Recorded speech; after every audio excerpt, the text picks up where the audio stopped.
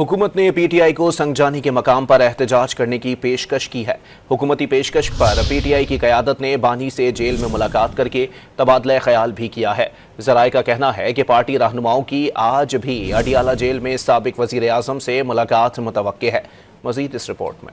एहतजाज के साथ पीटीआई और हुकूमत के दरमियान आला सतह के राब्ते शुरू हो गए। ज़राए के मुताबिक पीटीआई और हुकूमत के दरमियान मुज़ाकरात का एक दौर मिनिस्टर इंक्लेव में हुआ। पीटीआई की जानिब से चेयरमैन बैरिस्टर गौहर, शिबली फराज, असद कैसर शरीक हुए। हुकूमती टीम में मोहसिन नकवी, अयाज सादिक, राना सनाउल्ला और अमीर मुकाम ने बातचीत में हिस्सा लिया। मुज़ाकरात में मुमकिन तौर पर पेशावर मोड़ को धरना पॉइंट करार देने की तजवीज़ पर गौर किया गया। वफाकी वज़ीर दाखिला मोहसिन नकवी के मुताबिक पीटीआई को संगजानी के मुकाम पर एहतजाज करने की पेशकश की गई। हमने उनको संजानी में कहा था कि आप वहाँ चले जाएं। इस सिलसिले में उन्होंने 2 दफ़ा जाके जेल में मुलाकातें भी की।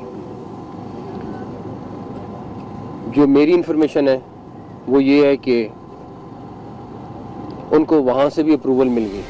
मुज़ाकरात के बाद पीटीआई के वफ़द ने अडियाला जेल में बानी से मुलाकात की। ज़राए के मुताबिक 1.25 घंटे जारी रहने वाली मुलाकात में एहतजाज जारी रखने या खत्म करने के ऑप्शन पर बात की गई। ज़राए का यह भी कहना है कि मुलाकात का दिन होने के बायस आज बानी पीटीआई से पार्टी रहनुमाओं और खानदान के अफराद की मुलाकात का भी इम्कान है।